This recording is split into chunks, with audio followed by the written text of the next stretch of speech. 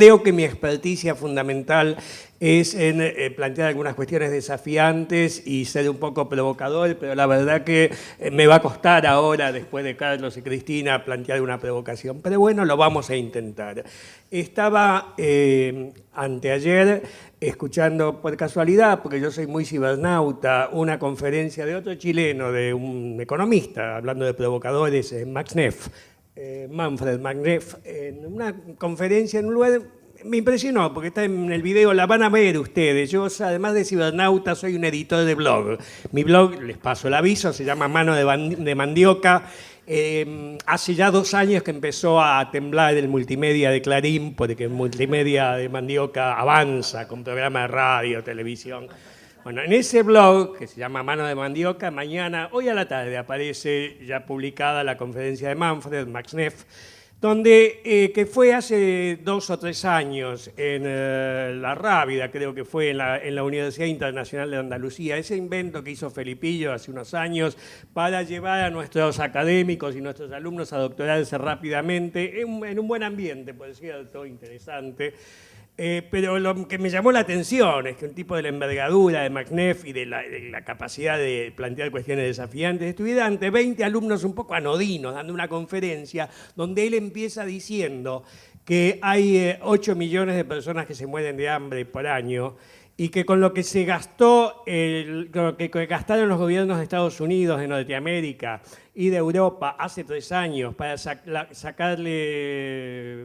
lavarle la ropa sucia y resolver los problemas que habían generado las grandes instituciones financieras de escala transnacional y nacional en algunos casos, con lo que se gastó en el rescate financiero hubiera alcanzado para alimentar a toda la gente que se está muriendo de hambre, que son 8 millones de personas por año en el mundo, durante 600 años. Medio milenio de gente sin morirse de hambre fue lo que costó el rescate financiero. Esto que en realidad ustedes estuvieron hablando de eso y algunos de los tonos de las presentaciones anteriores tuvieron que ver con esta cuestión, se resume de una manera muy sencilla. No estamos ante una nueva crisis del 30. Esto lo sabemos todos, pero nos hacemos los distraídos. El mundo no está ante una crisis periódica del modo de producción capitalista, como dirían los marxistas, sino que está ante una crisis civilizatoria muy fuerte, muy importante, de la cual realmente sabemos algunas de las señales, algunos de los síntomas, como el que acabo de mencionar, o como los que presentaba Carlos hace un rato, de la profunda insustentabilidad del modelo poblacional y de asentamientos humanos de principios del siglo XXI. Un modelo poblacional y un modelo de asentamiento de la población mundial que concentra a la población en las ciudades, donde las cifras, en realidad las estadísticas que tenemos, en realidad son conservadoras con respecto a la realidad, como señalaba Carlos hace un rato. La población humana se concentra en ciudades y como mencionaba, creo que mencionabas vos, Aguilar Malta, como funcionaria pública responsable de unos programas más interesantes de un Estado contemporáneo, que es el programa de planificación que tienen ustedes en el Ministerio de Planificación. Pero lo llamo programa porque es un programa de política pública lo que ustedes llevan, que es resumir al Estado como un sujeto con voluntad de hacerse cargo del territorio, hacerse cargo de los problemas de la sociedad y proyectarlos hacia el futuro, con todas las contradicciones y conflictos que esto conlleva. Y no son pocas en un Estado hiperfederal como el nuestro. Como señalaba Marta hace un rato, tenemos ciudades en la Argentina que están usando su periferia en medio, ciudades oasis, ciudades de riego, ciudades construidas en territorios que fueron construidos por los seres humanos, por las sociedades en los siglos, a fines del siglo XIX, algunas más viejas, por cierto, como en algunos territorios como el noroeste argentino. En algunas de estas ciudades, esos oasis son milenarios, tienen 1000 o 2000 años, ciudades, en algunas de esas zonas del territorio, como la quebrada de Humahuaca, los oasis de riego tienen 2000 años o 2500 años. En otros más recientes tienen 150, 200, 250 años. Se están usando los oasis de riego para asentar población población de muy buenos recursos, de alta capacidad adquisitiva, donde la construcción social y la construcción ambiental, que en algunos casos es centenaria y en algunos casos llega a ser milenaria, se utiliza como capital de consumo suntuario. ¿Quieren que les diga la percepción que yo tengo como un humilde antropólogo? Vivimos en las postrimerías de Roma.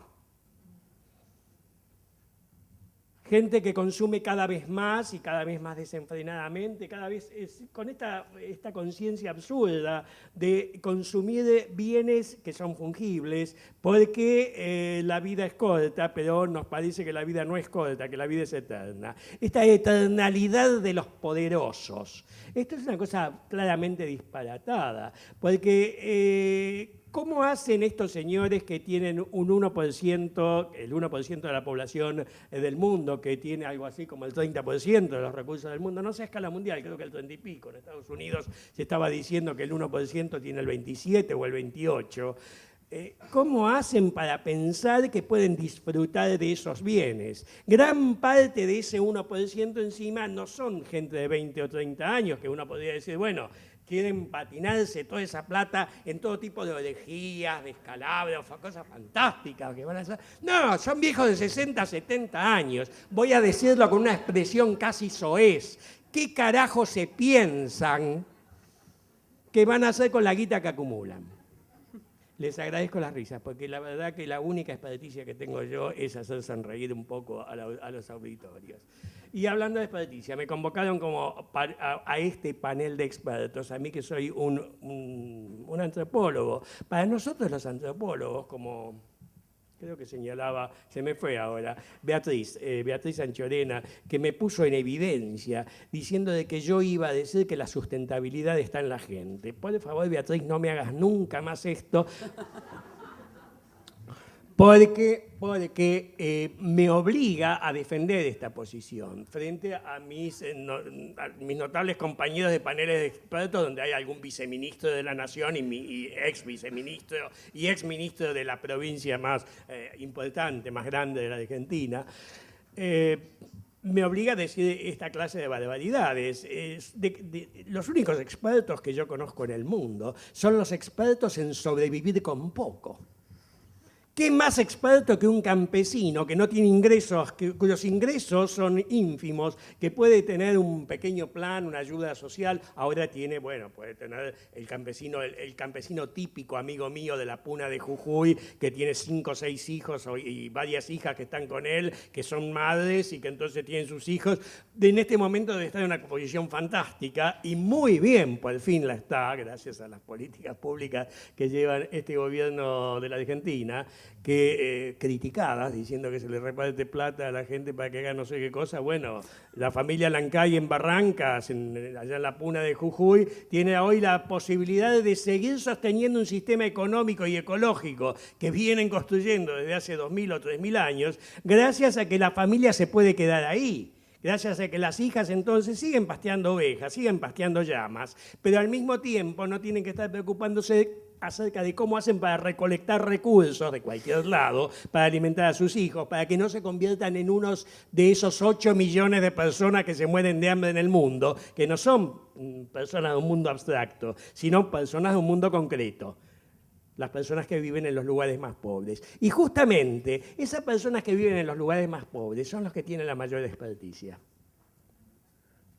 Porque sucede algo, nosotros no estamos acá gracias al concurso de expertos universitarios o expertos del Estado o expertos en organización de algo en grandes empresas corporativas. Nosotros estamos acá porque tenemos atrás nuestro 3 millones de años de historia, 3 millones de años de experiencia, de experticia acumulada por gente que no pasa ni por universidades, ni está en los lugares de las burocracias, ni estatales ni empresariales. Porque esa gente que mostraba Carlos, que vive en los lugares del 30 y no sé cuánto, del 30% de la población mundial, que vive en lugares de bajísima calidad habitacional, aun con lo bajísima que es, la mayor parte de ese alto porcentaje de la población mundial, se sigue construyendo a sí misma la vivienda. No solamente la vivienda, se vive construyendo el hábitat completo.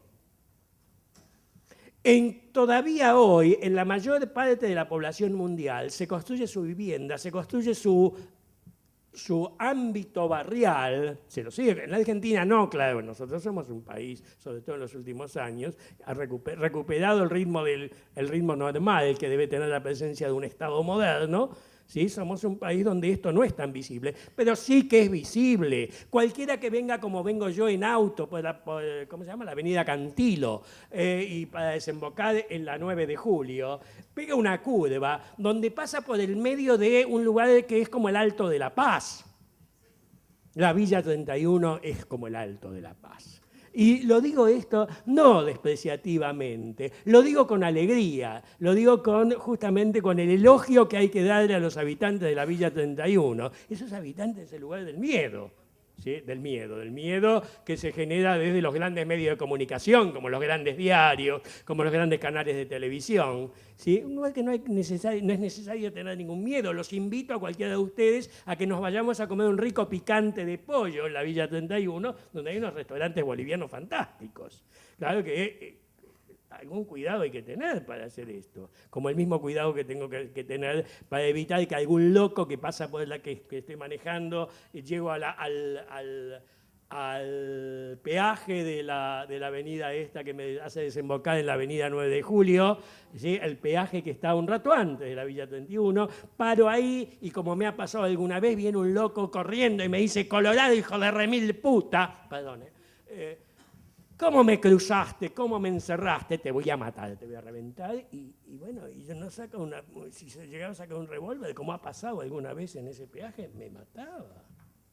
Eso le pasa todos los días a gente que maneja la autopista, que maneja quizás un auto bueno, de buena calidad, que no está en contacto, que no se mezcla, no se entremezcla con esas realidades más crudas de la gente más pobre. Por supuesto que los pobres no están locos y a veces los ricos están más locos que los pobres. Los pobres simplemente algunas veces se ponen violentos porque tienen que alimentar a sus hijos. No está pasando eso en la Argentina, como señalabas vos, Daniel, hace un rato. Pero sí lo que está pasando en la Argentina, y como pasa en todos los lugares del mundo, es que estamos perdiendo la posibilidad de acudir a algo que quizás es el único capital en el cual podemos confiar. Porque si a nuestra civilización le sucede lo que le sucedió a todas las civilizaciones que hubo en la historia, ustedes saben lo que le sucedió a todas, pero a todas las civilizaciones de la historia humana. No saben. Que no lo aprendieron en la escuela, no se lo cuentan los diarios, no se lo cuenta la televisión. Ah, bueno, se los voy a contar yo ahora. Con una sola palabra, todas, pero todas desaparecieron. No hay una sola civilización en la historia de la humanidad que haya llegado hasta nuestros días. Huntington, ese notable cientista político de la globalización y la gobernanza, en el sentido de que mencionaba Cristina, de las recetas de acuerdos y consensos, macaneaba cuando dijo que había dos civilizaciones en conflicto. Que alguien me diga si me faltan 10 o 5, ¿qué? Por favor, tienen los cartelitos. Por favor, no te olvides, no te dejes seducir, ¿sí? Cuando lleguen los 10, vos sin piedad me decís. Huntington macanea. Huntington dijo, hay un conflicto entre dos civilizaciones. Huntington dijo, está Occidente en conflicto con el Islam. ¡Qué locura! Nada más diferente al Islam histórico, al Islam civilizatorio, que en algún momento desapareció. Fue derrotado el Islam histórico. Y no hubo un solo Islam histórico, hubo varias civilizaciones islámicas. Nada más distinto a esto que hay hoy, que no es ninguna civilización. Hoy en el mundo, y este es un tema, el segundo punto con el cual avanzo hacia el cierre. El primero fue la noticia que les di, que no les habían dado ni en la escuela, ni en los diarios, ni en la televisión. Y es que las civilizaciones desaparecen, todas desaparecen. La segunda, que es bastante interesante, es que a diferencia, y este es el error de Huntington, de lo que plantearon los que hicieron un desarrollo teórico acerca de las historias de las civilizaciones, que básicamente fueron Spengler y Toynbee, a diferencia de otros momentos de la historia donde siempre coincidieron en la misma época distintas civilizaciones. Coincidieron, por ejemplo, cuando se empezó a instalar en América esto que nosotros tenemos ahora y que somos nosotros, que es este territorio dentro de la civilización europea. Cuando se empezó a instalar este territorio aquí, existían en este mismo continente, en esta misma tierra, en esta misma región continental, al menos 3 o 4 grandes civilizaciones. Pero la situación actual es distinta. En esa época, en el viejo continente, en el viejo mundo, había otras 7 u 8 civilizaciones. Podría haber 7, 8, 10 civilizaciones coexistiendo hace 500 años atrás. Pues bien, la segunda cuestión que planteo en este cierre de mi amena charla es que no hay varias civilizaciones, hay una sola. Cuando desaparecieron las civilizaciones anteriores, la posta de la historia humana fue tomada por civilizaciones posteriores. Ahora no. Esto es una noticia interesantísima. Nos está diciendo que tenemos la responsabilidad de la continuidad de la historia humana. Y no es un tema menor.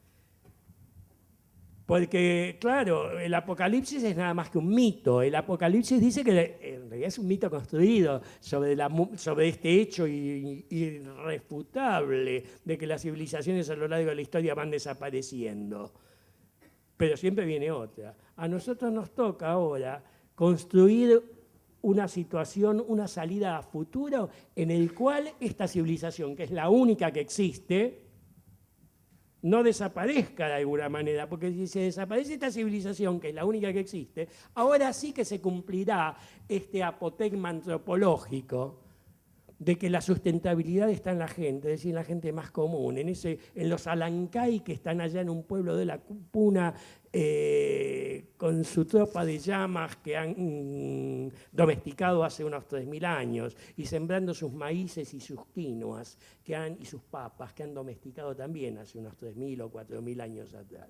Nada de esto que tenemos acá sobreviviría en ese caso. Esto no es un apocalipsis. Esto es sencillamente la desaparición de una civilización. A un campesino romano del siglo V le pasó eso. Le desaparecieron los sistemas de riego, le desapareció la organización tributaria, le desapareció el Estado, le desapareció la ley, se le desapareció a quien acudir en caso de conflictos. No había más Estado. Esta es nuestra responsabilidad. Bueno, yo empecé agradeciendo a quienes me habían invitado, y entonces, pero no presenté ni dije desde dónde iba a decir estas pequeñas cosas que acabo de decir aquí. Yo presido una organización muy pequeña, muy sencilla de la sociedad civil que se llama Instituto de Políticas Públicas. Estamos trabajando con 2 líneas, que ni siquiera llamamos líneas de investigación, son 2 programas de acción que incluyen cosas como venir aquí a generar un acto provocativo en un panel como este. Nuestros 2 programas, uno es el programa sobre reforma constitucional, que lo lleva adelante básicamente lo lleva adelante el presidente de nuestro Consejo Consultivo, que es Eugenio Raúl Zaffaroni. Nosotros proponemos una reforma constitucional que renueve los derechos y garantías establecidos en la Constitución. Alguien dijo acá hace un rato que nuestra Constitución tiene problemas de reglamentación, y es absolutamente cierto. Es muy avanzada, llegamos a derechos de tercera generación, los derechos de los consumidores, los derechos de las minorías étnicas, los derechos ambientales, pero tenemos un bajísimo nivel de resolución normativa concreta, de aplicabilidad, que son los decretos y leyes. Pero nosotros vamos por más. Nosotros vamos a los derechos no de tercera generación, los de tercera generación avanzada, o lo que se llaman los nuevos derechos que tienen que ver con la sustentabilidad. Hay dos constituciones en América Latina que han planteado esta transformación. Son las constituciones de Ecuador y de Bolivia. De Bolivia. Bolivia, que es el país cuyo sistema político actual comenzó con la Guerra del Agua, no sé si ustedes se acuerdan, en Cochabamba. Fue hace 10 años, donde esos campesinos que andaban dando vueltas por el Cochabamba, que estaban en los alrededores, en el estado de Cochabamba, fundamentalmente en el Chapare, ¿sí? Villa Tunari fue un gran centro de rebelión en aquella época. Dijeron no queremos agua privatizada, no vamos a pagar por el agua, y salieron a las calles y derribaron a un presidente, después derribaron al siguiente, ya que estábamos, y ahora tenemos el primer presidente perteneciente a un pueblo originario en un país sudamericano que es Evo Morales, una aymara. Bolivia, en la Constitución de Bolivia, se establece como sujeto jurídico a la naturaleza, completa. Con el nombre que se le da a la naturaleza que en nuestro continente, en nuestra región andina, que es Pachamama. La Pachamama como sujeto jurídico. Nosotros planteamos entonces que no solamente avanzamos hacia un perfeccionamiento de los derechos y garantías de tercera generación y a que la Constitución establezca claramente y con sanciones previstas dentro de la propia Constitución a la no reglamentación de esos derechos, porque como decía Marta, tenemos un desbalance entre los principios a un ambiente, entre otras cuestiones, a un ambiente sustentable, a un futuro posible para las próximas generaciones, sí, pero que esas normas constitucionales tienen un bajo estatuto de reglamentación y por lo tanto de aplicabilidad concreta. Pero apuntamos a algo más fuerte. Apuntamos a que tal como se plantea en esta nueva oleada de constituciones sudamericanas, se está avisorando y se está estableciendo un nuevo contrato social, que no es solamente un contrato entre seres humanos, no es solamente el contrato entre organizaciones, entre poblaciones, entre individuos, sino que es un contrato entre generaciones, entre nuestra generación, las pasadas y las que vienen. Es un contrato que sostiene la experiencia humana, que sostiene el capital humano intergeneracional y que sobre todas las cosas sostiene un planeta que es el que no vamos a destruir. Porque como dice Raúl Zaffaroni en el último libro, creo que está en la calle o está por salir, que es La Pachamama y el humano, la naturaleza sencillamente se despedirá de nosotros con un estornudo. Gaia, la Pachamama, sencillamente ya está estornudando, la vemos estornudar en distintos lugares del planeta. La vamos a ver estornudar mucho más fuerte, porque el cambio climático no es una ficción, no es una fantasía. El cambio climático produce efectivamente un ascenso en el nivel del mar, el cambio climático produce un cambio en los sistemas hídricos de distintos lugares del mundo y por lo tanto la Pachamama, la naturaleza, Gaia, están estornudará, nuestra civilización desaparecerá, los campesinos seguirán cultivando la tierra, de 7.000, estamos en 7.000, sí, decías vos, hace unos días nació el bebé número 7.000 millones, pero quedarán 500 en la tierra. Esto no es ningún apocalipsis. Ha pasado numerosas veces en la historia humana que en diversos espacios territoriales una población que podía tener 200 millones de habitantes ha pasado, o 20 millones de habitantes, ha pasado a tener la mitad o la cuarta parte. Sin ir más lejos, la Unión Soviética ha decrecido su población cuando se le empezaron a aplicar las recetas neoliberales allá por el 1990. Sí, no decreció tanto, pero fue cuasi apocalíptico el decrecimiento. Hubo años en que la población de la Unión Soviética, cuando en todo el mundo la población crece un 2 al 3% anual, ha decrecido el 3 al 4%. Bueno, esto es lo que pasó con la aplicación en la década del 90. Nosotros nos enorgullecemos de cómo tenemos indicadores terribles. Es un enorgullecimiento. Bueno, yo creo que es un poco pírrico nuestro enorgullecimiento de cómo nos afectaron las políticas neoliberales. Vayan a recorrer un poco las estadísticas de los países de Europa Oriental para ver cómo le fue a esa gente.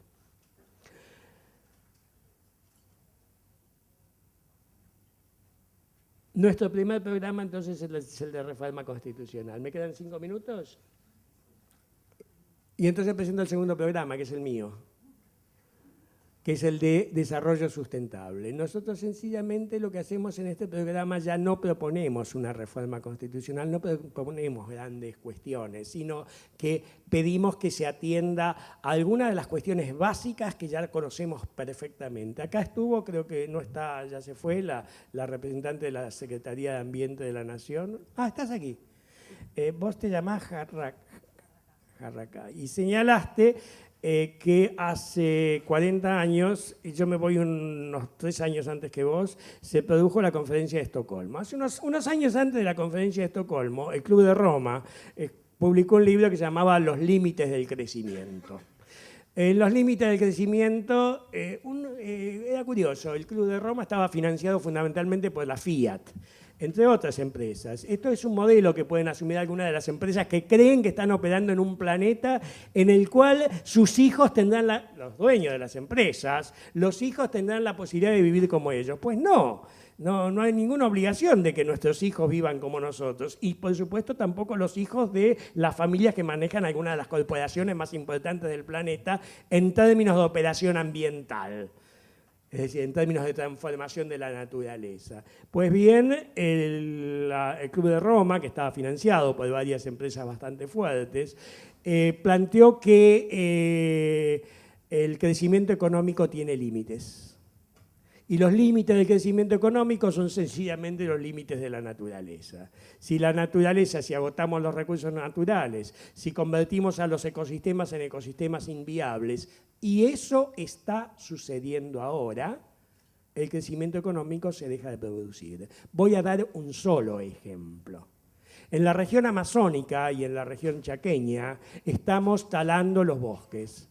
Nosotros tenemos una magnífica ley de bosques, hablando de leyes. Esta es una ley que se implementó gracias a la Constitución Nacional, claro. Tenemos un país federal también. Y prestemos atención a lo que está pasando en las provincias. Hay provincias donde, y esto está dicho no por un ecologista como Raúl Montenegro, que es un ecologista crítico, sino que está dicho por, bueno, no voy a decir el nombre, por alguien que está pagado por las corporaciones que actúan en la región. Donde hay provincias donde ya, es el caso de Santiago del Estero, donde el bosque es irrecuperable. Porque las dimensiones del bosque chaqueño en Santiago del Estero, de los ecosistemas boscosos en Santiago del Estero, ya no tienen el tamaño suficiente y la continuidad necesaria como para garantizar que se siga superviviendo, que se siga manteniendo la biodiversidad de esos ecosistemas. Otras provincias están al límite. La que está más al límite es Salta, le sigue Chaco y Formosa yo creo que le sigue no tanto por conciencia ambiental, sino por, en todo caso, por el mayor atraso desde el punto de vista de las relaciones productivas. Es una provincia más feudalizada. Pero a veces el atraso ayuda, por lo menos para conservar algún ecosistema. No digo que sea la receta, pero estamos ante ese problema. Esto es lo que estamos diciendo. Estamos diciendo que los límites del crecimiento que fueron señalados hace 45 años, hoy se están produciendo. El cambio global se está produciendo, el cambio climático, la deforestación se está produciendo y es irreversible, empieza a ser irreversible ya.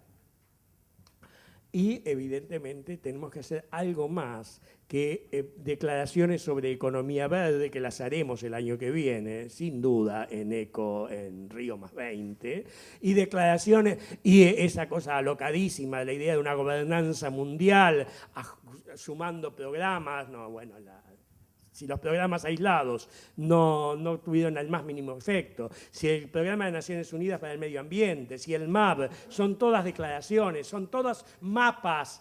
Ustedes saben que el MAB es un programa de la UNESCO sobre el hombre y la biosfera, que tiene 800 reservas de biosfera en el mundo, de las cuales aproximadamente 750 son mapas.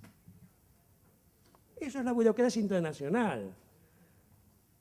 Reproducción de sí misma mediante mapas y estadísticas.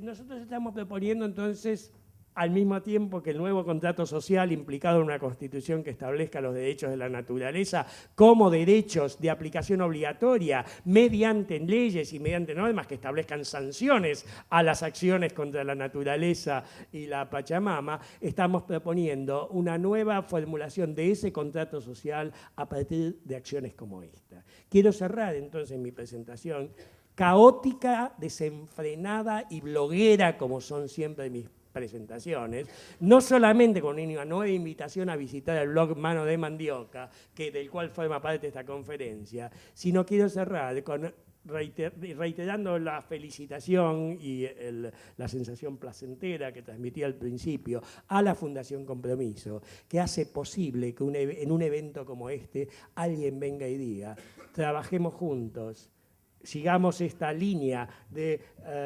asociación público-privada, recordando que lo privado no son solamente las corporaciones, no son solamente los grandes medios de comunicación, y recordando que lo público no solamente es el Estado, porque lo público somos todos nosotros también, y este lugar también es lo público, sino que recordando que en el medio de los más poderosos de lo público y los más poderosos de lo privado están aquellos que si nosotros fracasamos, seguirán haciendo sus rituales a la Pachamama allá en el cerro. Quizás tendrán menos recursos, quizás se les morirán más hijos de hambre, pero seguramente dentro de 1000 años van a estar ahí.